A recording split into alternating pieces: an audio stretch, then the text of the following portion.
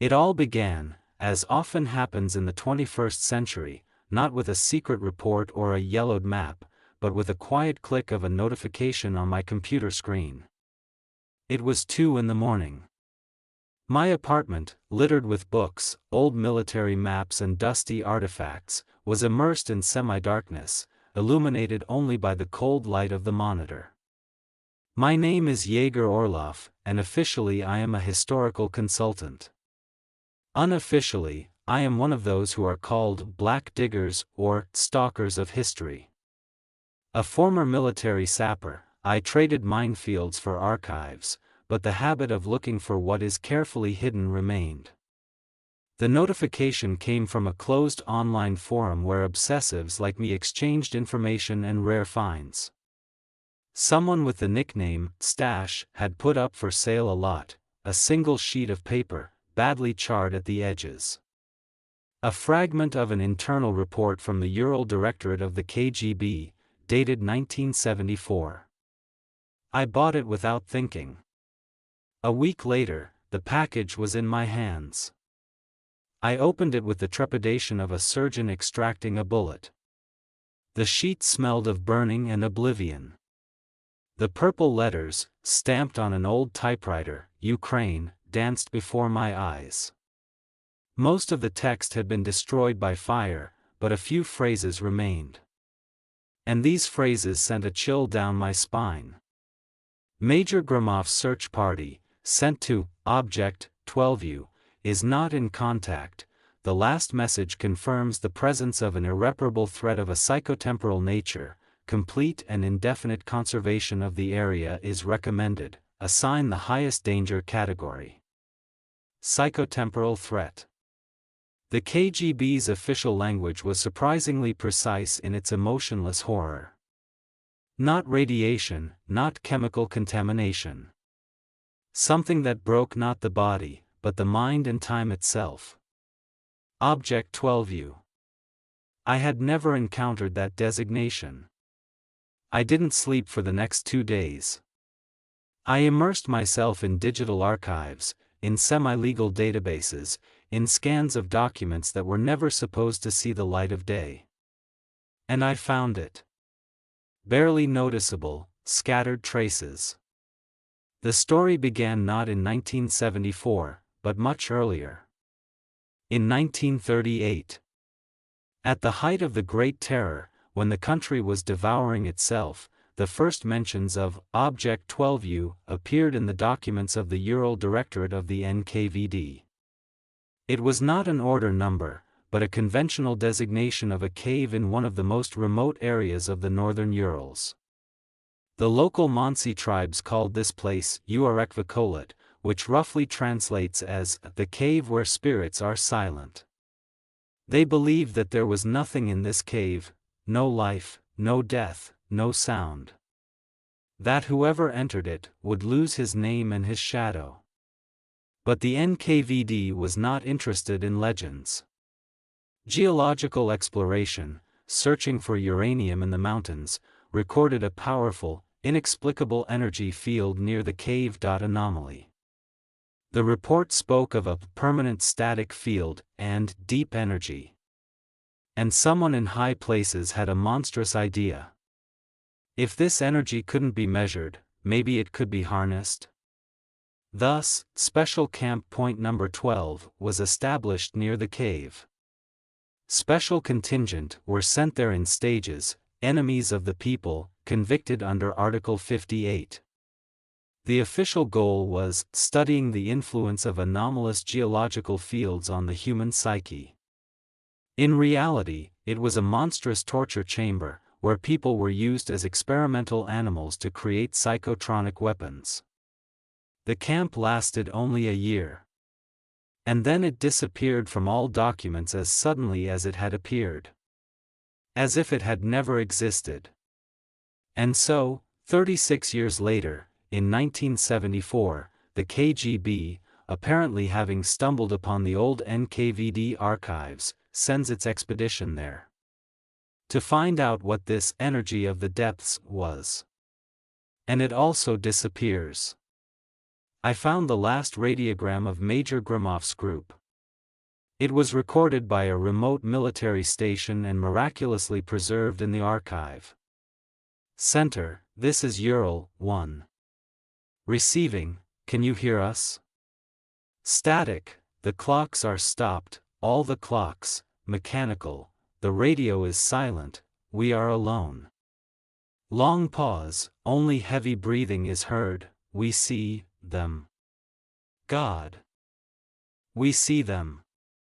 Those who were here before us, prisoners, they are not ghosts, they are not dead, they are just empty, like mannequins.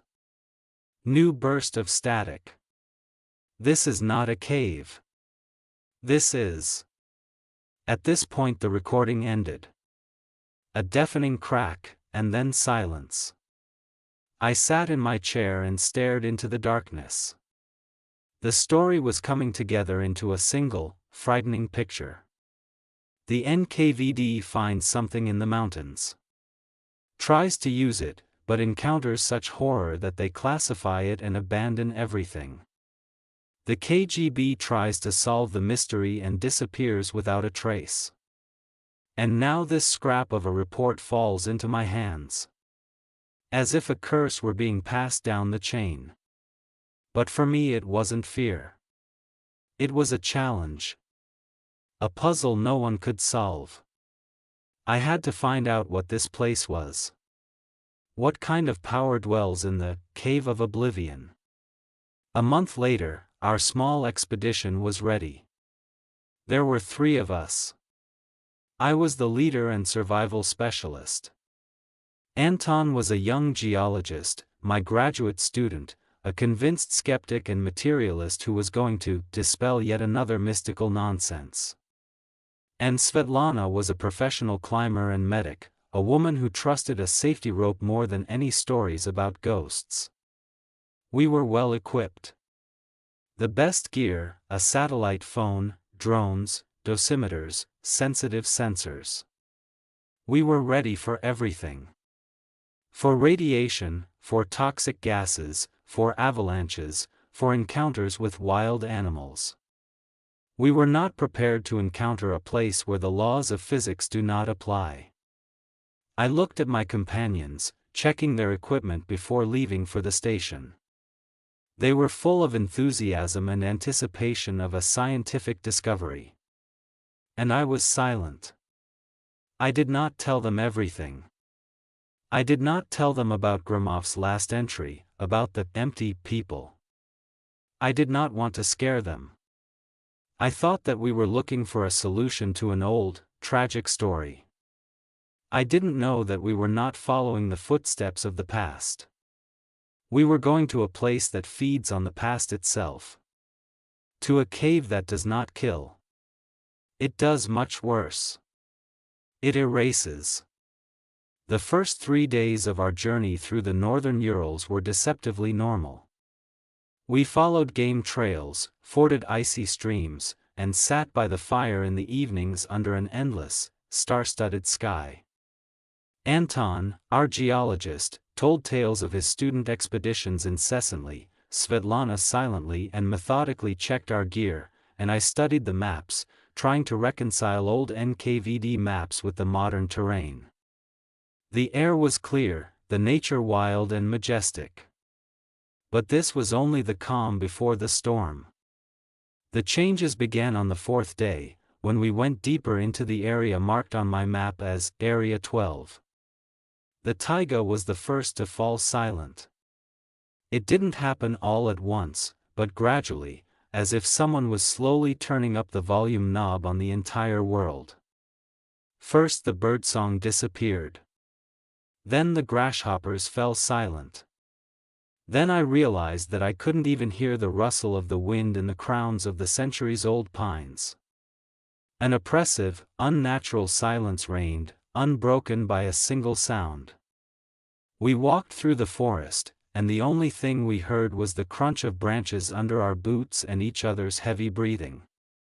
"I've never seen anything like it," Anton muttered, looking around. Not a single trace. Not a squirrel, not a hair, not even a mouse hole. It's as if all living things had died out. Svetlana, who was walking ahead, stopped and pointed to the ground. Worse. They didn't die out. They left. Look. We came closer. There were hundreds of tracks on the damp ground, all heading in the same direction, away from where we were heading. Birds, deer, foxes, wolves, all of them, as if on command, were fleeing the area in panic. Instinct drove them away from an invisible threat. We were the only living creatures walking against this current, straight into the mouth of the unknown. By midday, problems with the equipment began. Jaeger, look, Anton pointed his finger at the screen of his professional GPS navigator. What the hell is this? The numbers on the screen danced like crazy. Our coordinates jumped chaotically across the map, sometimes showing that we were in the center of Sverdlovsk, sometimes moving us beyond the Arctic Circle. And then the date screen flashed for a moment, 1983. Then, 2041. And then the screen went dark. Finally. A magnetic anomaly. Anton tried to find a scientific explanation, but there was no confidence in his voice. Very powerful. Iron ore deposits, probably. But I saw that he himself did not believe his words. I took out my satellite phone. Not a single bar of network. Only a quiet, even crackle, as if we were not in the Ural Mountains, but at the bottom of the Mariana Trench. We were completely isolated. Cut off from the world. Then I looked at my old, trusted commander's watch. Mechanical. Reliable, like a Kalashnikov assault rifle. It didn't depend on batteries or satellites. The hands were standing. Exactly at 12 o'clock. Sveta, Anton, is it your watch? I asked, and my voice sounded hoarse. They silently showed me their wrists. All 3 pairs of watches, mechanical, of different designs, were frozen in the same position. As if an invisible hand had stopped time itself in this damned dead zone. We moved on, navigating by compass and sun. The atmosphere in the group grew tense. Anton's joke ceased. We moved silently, each immersed in his own anxious thoughts. By evening we came to a small plateau at the foot of a nameless mountain. And here we saw him. KGB expedition camp of 1974. It was a terrifying sight. 3 tent frames, rusted to the point of skeletons. Empty tin cans, darkened by time, scattered across the clearing. A geological hammer and an open journal lay next to the extinguished fire. But the main thing was missing. There were no bodies. No personal belongings, no sleeping bags, no backpacks. Nothing to indicate that the people were planning to leave. It was as if they had simply evaporated. Up and walked away, leaving behind only this ghost camp. They couldn't just leave and abandon everything, Svetlana whispered, looking around the camp. They were professionals. Something made them run without looking back. I walked up to the fire pit and picked up the journal. It was a field diary of a geologist from Gromov's group. Most of the pages were rotted away, but the last few entries were legible. September 12, 1974. Found the entrance. Exactly according to the Nkvd coordinates. The structures are preserved. The door is sealed.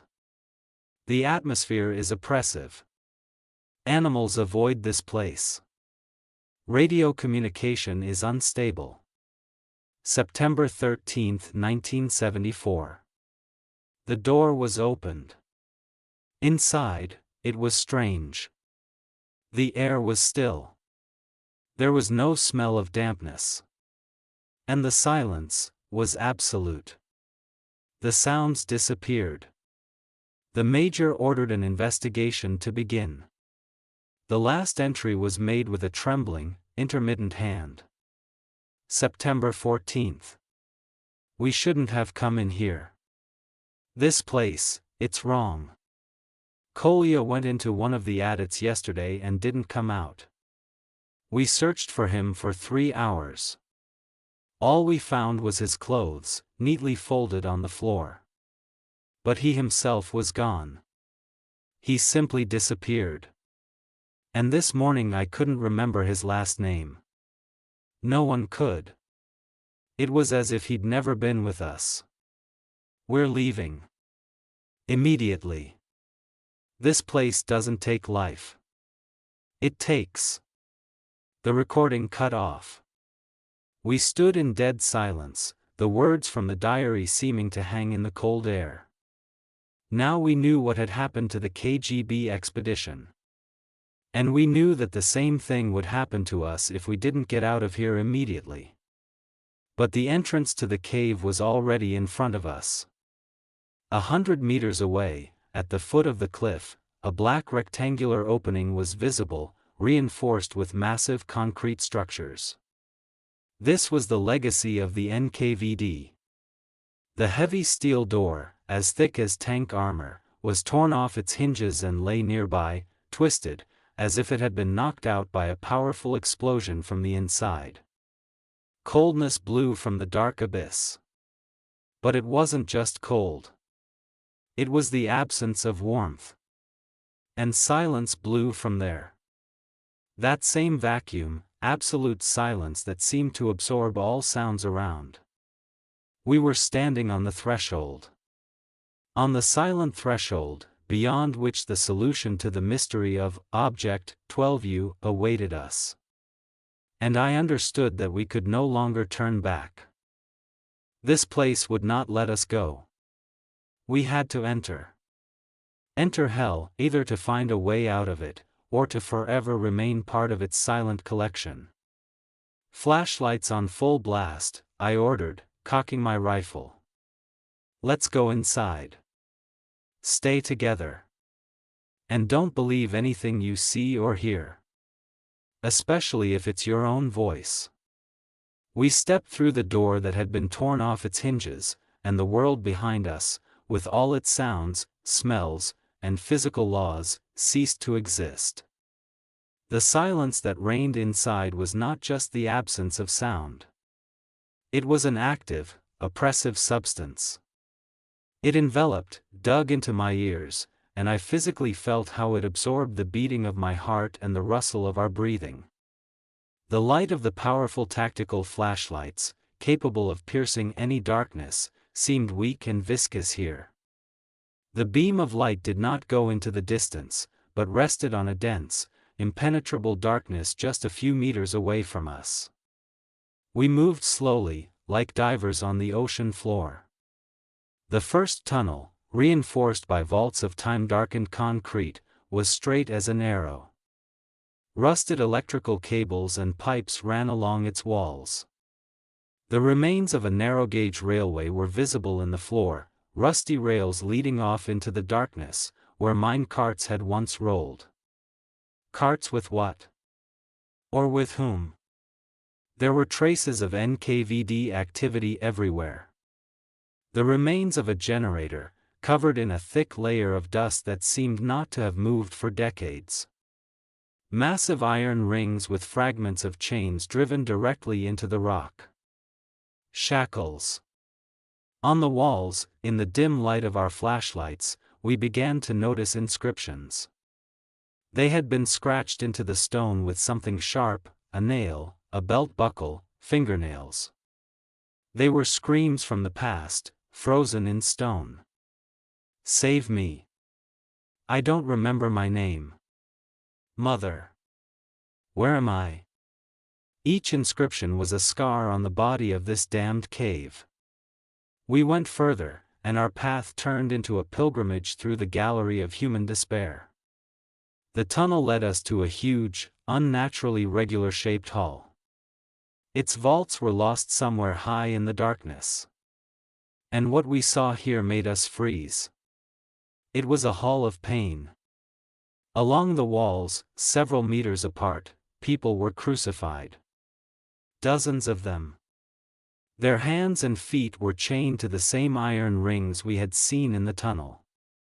But they were not skeletons or decomposed corpses. They were mummies. Perfectly preserved, withered, dark figures in tattered camp clothing. Time and decay had not touched them.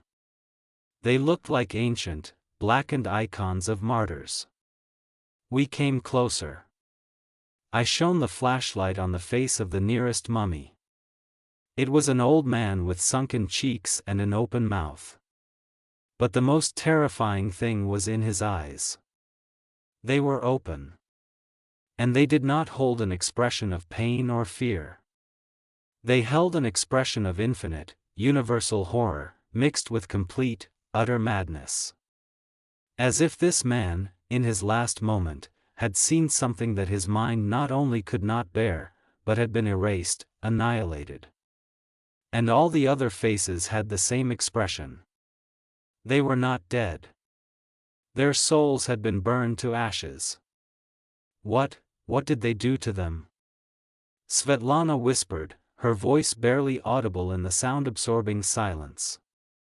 Anton, our skeptical geologist, was silent. His face was chalk white. His entire scientific picture of the world was crumbling before his eyes. In the center of the hall we found the answer. Source.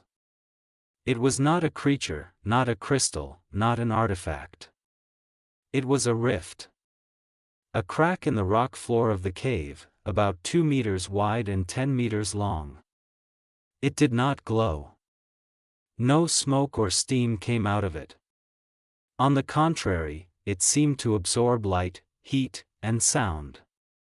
When I approached the edge, I felt not only cold, but also a strange dizziness, as if I were standing on the edge of an abyss that led not down, but to nowhere. There was not even vibration in this zone. It was a point of absolute silence. In a small side adit, which apparently served as an office for the camp management, we found it. A rusty metal table, a chair, and on the table, a rotted folder. In it lay a diary. A thick notebook in a calico binding. On the cover was written in chemical pencil. Chief of OLP 12, Senior Lieutenant of State Security P.A. Voronov. I opened it. The pages were fragile, but the text was legible. This was not an official journal, but the personal, candid writings of a man who stared hell in the face every day. May 15, 1938. We do not study the energy of the depths. We use it. The order from Moscow is clear: find a way to break the will of the most persistent enemies of the people. Interrogation protocols do not work. Torture strengthens their spirit. But this is different. May 20, 1938.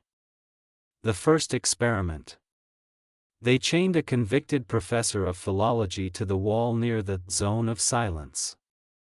An hour later, he began to scream. Not from pain. He shouted out Lermontov's poems, then nursery rhymes, then his mother's name. Then he fell silent. When we took him down, he didn't remember who he was. He looked at us with empty eyes. The experiment was considered a success. I turned the page. The hand holding the diary was shaking. June 10, 1938. I'm beginning to understand how it works. This energy. It doesn't torture. It makes a person relive their entire life. In an instant. Every memory, every emotion, every second, from birth to the present moment. Over and over. In an endless, accelerating cycle. The mind can't handle it. It just burns out, like a light bulb from a power surge. July 1, 1938. Last night I dreamed about my father. He died when I was 5. But in the dream he was alive. We were sitting by the river, and he was teaching me how to fish. I woke up crying. For the first time in 20 years. That thing, it doesn't just take. Sometimes it gives. Or just shows us what we hide deep inside. The last entry was written in an uneven, almost childish handwriting. August 5, 1938. The experiment failed. She is unstable. She has begun to influence us, the guards. Yesterday, Sergeant Sidorov forgot how to load his rifle. Today, I stared at my reflection in the mirror for half an hour before I remembered my name. We thought we were using her. But she was using us. She does not simply erase memories. She feeds on them. Feeds on our history, our lives, our souls. This is not a weapon. This is a predator. And we have brought her to slaughter. The facility must be sealed. Destroyed. Wiped off the map. But I fear it is too late. She has grown stronger. She has grown hungrier. I closed the diary. Now everything fell into place. The monstrous truth about the purpose of this place was revealed. The Nkvd had not found weapons here. They had found a hungry, incomprehensible entity here, and in their pride and cruelty they had decided that they could control it. They had opened Pandora's box in the heart of the Ural Mountains. I looked at my companions. Anton was sitting on the floor, holding his head in his hands. Svetlana was standing at the entrance to the attic. Her face was impenetrable, but I saw how her fingers were shaking. "We're leaving," I said. "Right now. We've found what we were looking for. We know what happened here." But when we came back out into the central hall, I realized that Voronov was right. It was too late. Something had changed. The air had become even colder and denser. And the mummies, did it seem to me, or did they turn their heads in our direction? Their empty, burnt-out eye sockets were no longer looking into the void. They were looking at us. Like a hungry predator smelling fresh blood. The cave knew we were here. And it wasn't going to let us go. The silence in the Hall of Martyrs was different. It was no longer passive, absorbing. It was alive, watching. I felt as if I could feel the gaze of hundreds of empty eye sockets, as if the mummies crucified on the walls were watching our every move. The predator that had slumbered in the heart of this cave had awakened from our intrusion, and now it was tasting us, probing our minds, searching for our fears, our memories, our history. We slowly backed away from the hall, keeping our eyes on the crack in the floor and the frozen figures.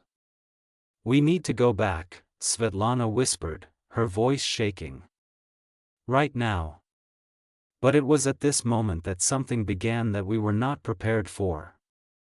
Something that was more terrible than any monsters or ghosts. Igor, Anton, our geologist, suddenly asked, his voice sounding confused, like a child who's lost. "Why did we even come here?" I can't remember." I looked at him. His face, always confident, mocking, was now pale and frightened. He was not joking. He really did not remember. "We're looking for a KGB expedition," I answered firmly, trying to hold the goal of our mission in my head like a life preserver. "Gromov's group, which disappeared in '74. Anton frowned in confusion. "What group?" "I don't." He was interrupted by Svetlana. She stopped and looked at us with wide, terrified eyes. "Wait, What year is it now? The question hung in dead silence. I forced myself to answer with difficulty. 2024. No. She shook her head, her face distorted. It can't be. I remember. I remember how we were preparing to climb Lenin Peak. It was, in '98. I was 22. She looked at her wrinkled hands, at her reflection in the dark glass of the lantern, and did not recognize herself. The cave had begun its terrible meal. It did not erase the memory completely. It pulled out pieces of it, creating chaos in the mind, forcing a person to doubt his very reality. I realized that we couldn't go back the same way. The exit from the cave lay through the most powerful source of the anomaly. If we went back now, we would simply dissolve in time, just like the KGB group. Our only chance was to go forward. Deeper. In the hope of finding another, safer exit, or at least a place where the influence of the anomaly was weaker. I didn't know whether this plan was salvation or suicide, but it was the only thing I could suggest. Go ahead, I ordered. Let's move on. And don't stop talking. Tell each other anything. About yourselves, about the past, about your plans for the future. We must hold on to our memories. Don't let her take them away. We moved deeper into the cave, into one of the dark tunnels leading out of the Hall of Martyrs. As we walked, our journey became a desperate confession. Anton spoke haltingly and with difficulty about his childhood in Alma-Ata. Svetlana recalled her first hike in the mountains. And I spoke of my military service, of my son, of the smell of my mother's apple pie. We clung to our stories like drowning men to the wreckage of a ship. After a few hundred meters we came out into another hall. And here we found them. The missing KGB expedition. This was their last camp. Everything was perfectly preserved here, as if they had left 5 minutes ago. Open sleeping bags on the floor. Scientific equipment on portable tables. An open book on a folding bed. On one of the devices, which apparently measured the anomalous field, lay a hand in a thick glove. But the hand itself was missing. Just a glove, retaining the shape of a hand, lay on the control panel. And next to it was an empty jacket sleeve. As if the person had been carefully erased, leaving only his clothes. I saw an electronica reel-to-reel tape recorder on the table. A professional one, 4 field recordings. There was still a reel of film on it. I pressed the play button. There was a hissing, a crackling sound. And then a voice came from the speaker.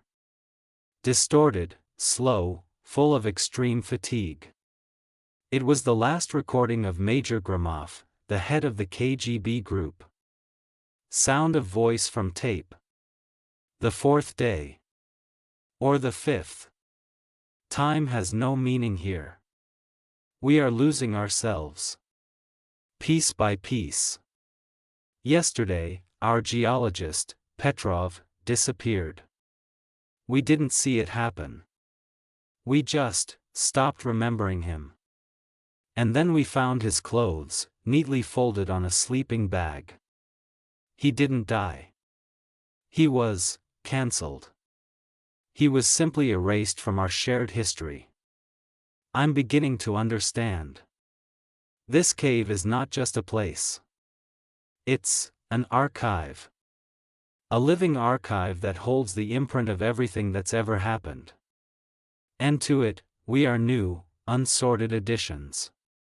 It scans us, takes our history, our memories, and then, when we're empty, it places us on its shelves. Those mummies in the first room, they weren't torture victims. They were empty shells. People who had everything that made them human taken from them. To survive here, you have to be empty.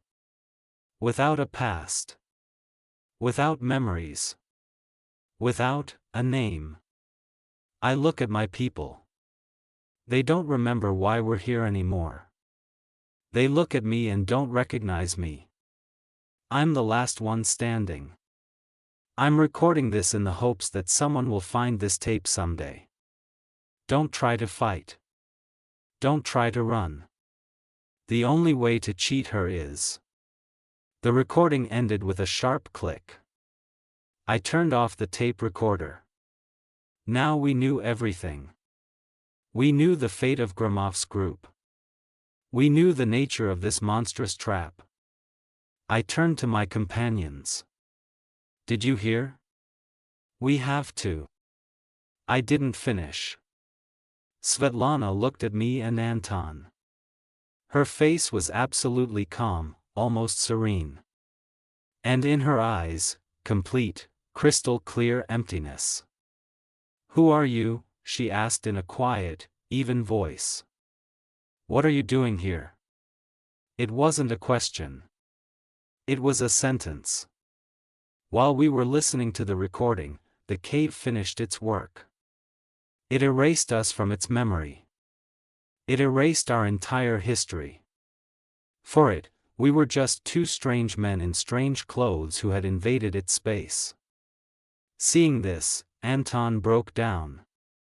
His scientific, rational world, which was already falling apart, collapsed completely. No. No. I don't want it. I won't give it up. He screamed, and that scream, full of animal terror, was the first loud sound we heard in that cave. And the cave responded. Anton turned and ran. Back. To where we came from. To the central hall, to the mummies, to the rift. Anton, stop! I yelled, rushing after him. But he didn't listen. He ran, blinded by panic, straight into the heart of the anomaly.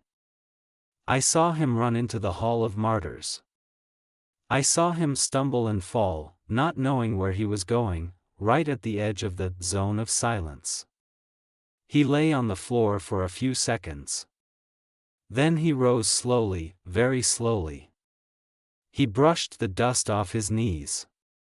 He looked around with an expression of complete, genuine bewilderment.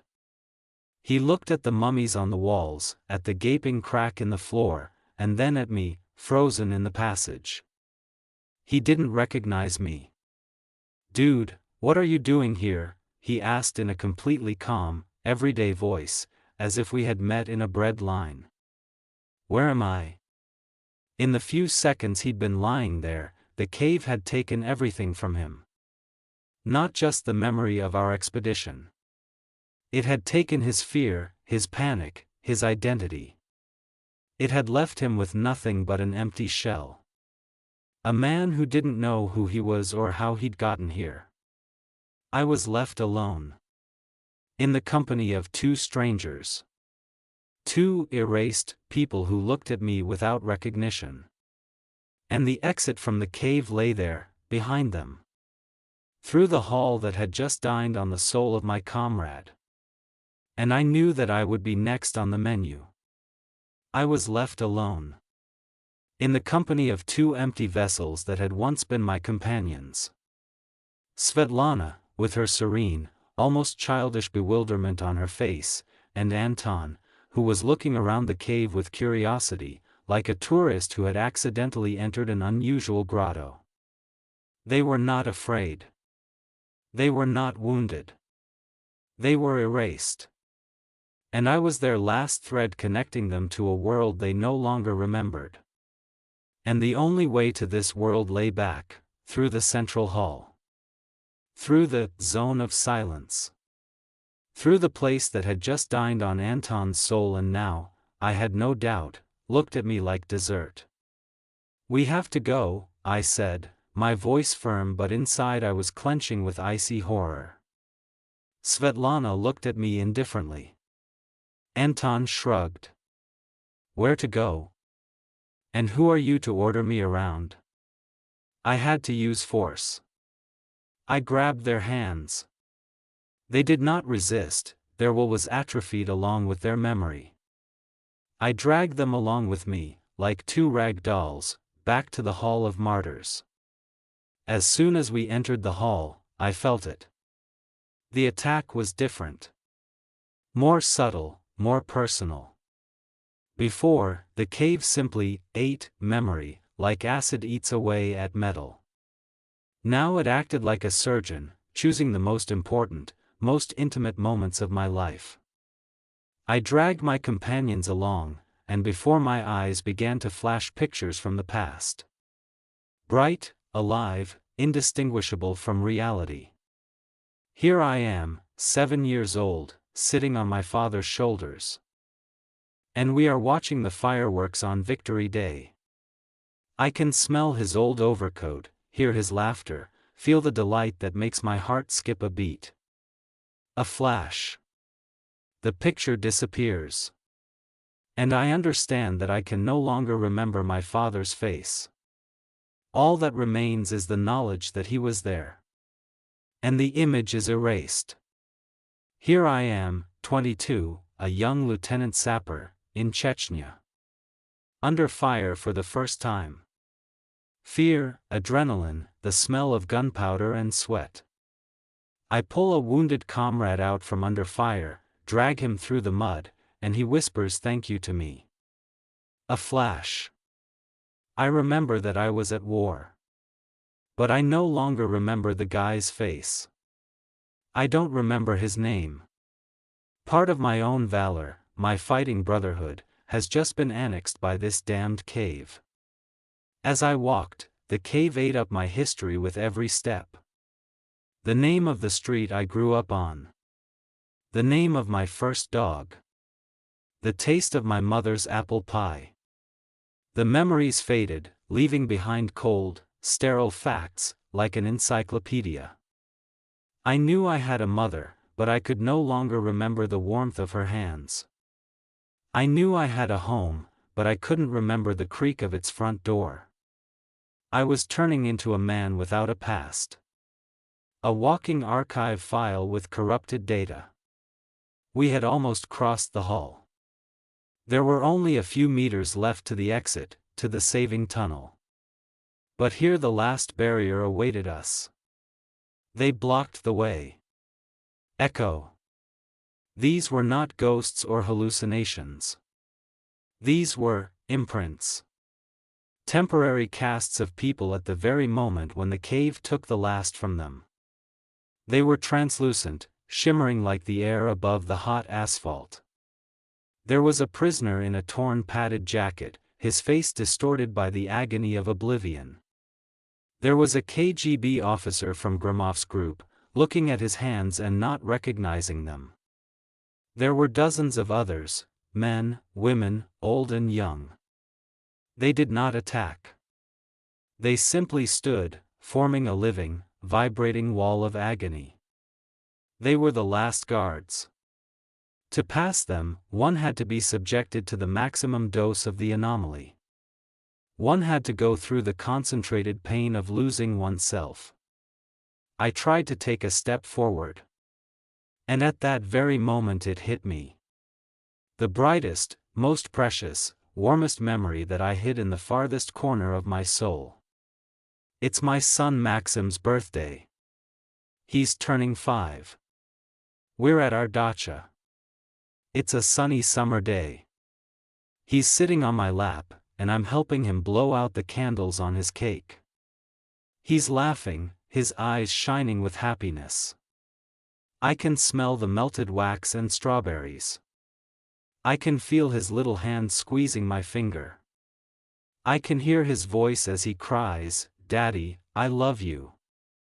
The flash was so real that for a moment I forgot where I was. I was there, on that sunny day. And I understood. I understood what Major Grimov meant in his last entry. To survive here, you have to be empty. The cave was a predator that fed on meaningful memories. It took what was dear. To pass these guards, you had to give them the most expensive price. You had to voluntarily feed the predator what you actually lived for. I had a choice. Either I cling to this last, most precious memory and stay here forever, only to turn into another empty shell in a few hours. Or I give it up by my own will. I become empty. And get a chance for salvation. Salvation of the body in exchange for the murder of the soul. I looked at Anton and Svetlana. They stood next to me, indifferent, like furniture. I was their only hope. I closed my eyes. I recalled the image of my son again. His laughing face, his warm embrace, his voice saying, "Daddy." I gathered all the love, all the tenderness, all the pain of this love into one lump. And then I mentally extended it forward. "Take it." I screamed, not with my voice, but with my whole being, addressing the invisible, hungry creature. "Take it. And let us go." I felt something huge, cold and indifferent touch my consciousness. And then, it tore that memory from my heart. By the roots. The pain was not physical. It was existential. It was as if a vital organ responsible for the ability to love had been removed from me. I opened my eyes. There was a ringing, sterile void in my head. I knew I had a son. I knew his name. I knew his birthdate. But I couldn't remember his face anymore. I couldn't remember his voice. The love I felt for him was gone, leaving behind only a cold, gaping hole. I became empty. And the echoes parted. The flickering figures stepped back, opening the way for us. Like a predator that had found its prey, it lost all interest in us. I took my companions by the arms. "Let's go," I said in a flat, emotionless voice that scared me. And we stepped out of the hall of agony into the saving tunnel leading to the exit. I saved us. But that Jaeger Orlov who entered this cave remained there forever, in its cold, silent womb. Someone else was coming out. A man without a history. We emerged from the cave as if emerging from a deep, feverish sleep. The bright sunlight struck our eyes, forcing us to squint. The air, filled with the scent of pine and damp earth, seemed thick and heavy after the sterile emptiness of the dungeon. I led my companions to a small clearing and sank to the ground, feeling my legs tremble. I was free. But I was empty. Svetlana and Anton sat next to each other, blinking in the sun like owls. There was neither horror nor relief on their faces. Only a quiet, almost childish bewilderment.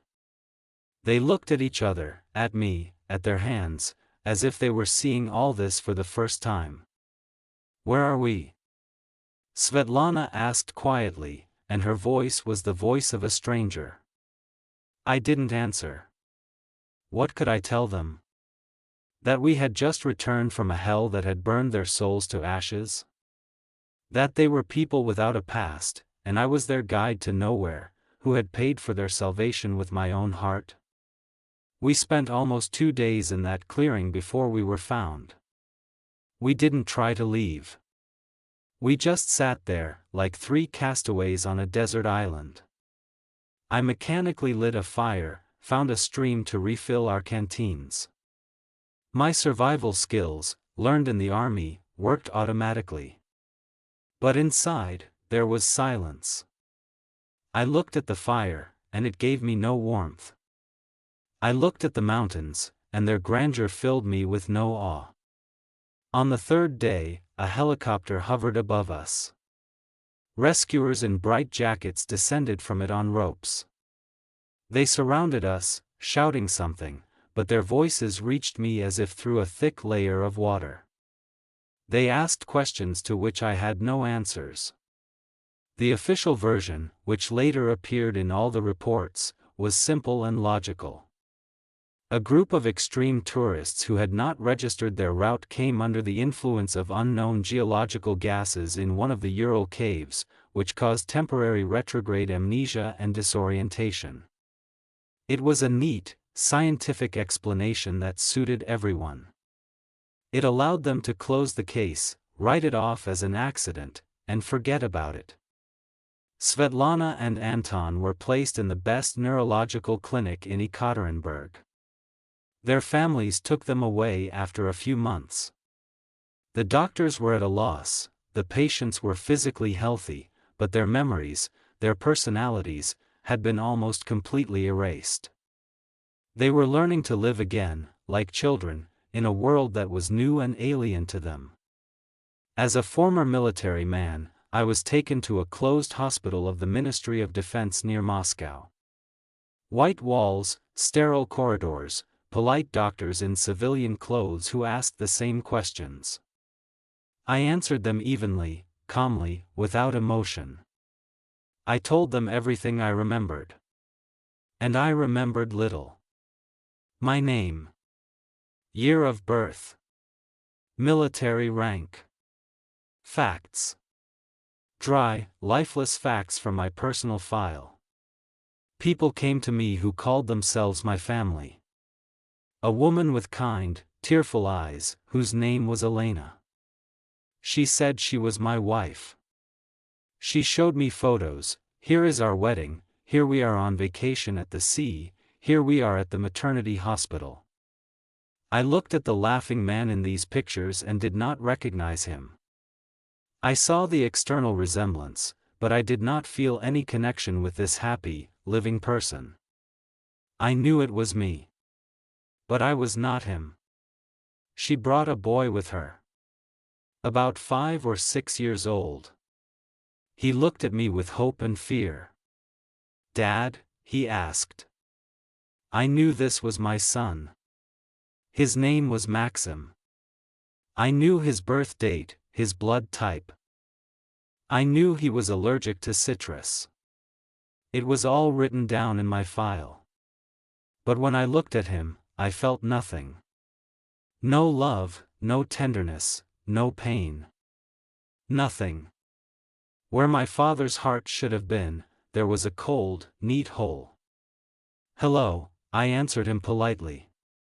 "My name is Yegor Orlov." And I saw how the last hope faded in my wife's eyes, and the boy began to cry quietly. A year later, I was discharged. The diagnosis was deep dissociative amnesia of unknown etiology. I was given disability, an apartment on the outskirts of the city, and a pension. My old life, my family, my friends, all of this was left overboard. I became an island, washed by an ocean of love and grief that was alien to me. Several years have passed. I live alone. My days are similar to each other. I walk a lot in the parks, read books, look at the world with the detached curiosity of a researcher studying an unfamiliar species. I know that I should feel joy when the sun shines, or sadness when it rains. But I don't. I just register facts. Sometimes, on the quietest nights, I try to remember. I sit in the dark and try to feel in my memory at least something alive. At least one image, at least one feeling. But it is empty. As if I was born yesterday. Today I was sitting on a bench in the park and feeding pigeons. It was a warm autumn day. Children were playing nearby. One of them, a boy of about 10, ran up to me. He looked very much like me as a child. I had seen old photographs. He stopped and looked at me with his serious, intelligent eyes. "Dad, let's go home," he said. "Mom is worried." I looked at him. At his face, so familiar and yet so alien. I should have felt something. A stab in the heart. A flash of memory. But there was nothing. Just cold, polite bewilderment. "Boy, you must be mistaken," I said in a calm, even voice. "I'm not your daddy." He looked at me for a few more seconds. All the pain in the world, all the bitterness of childhood disappointment, was in his eyes. Then he turned and slowly walked away. I remained sitting on the bench, mechanically continuing to crumble bread to the pigeons. I looked after him, this unknown boy who was my son, and felt nothing. Absolutely nothing. In the classified archives of the FSB, the file of Object 12U is still gathering dust on a shelf. Official reports say that no cave of power exists, and all rumors are just local superstitions. But sometimes hunters who wander into those wild, silent places tell of a strange cave from which not a single sound comes.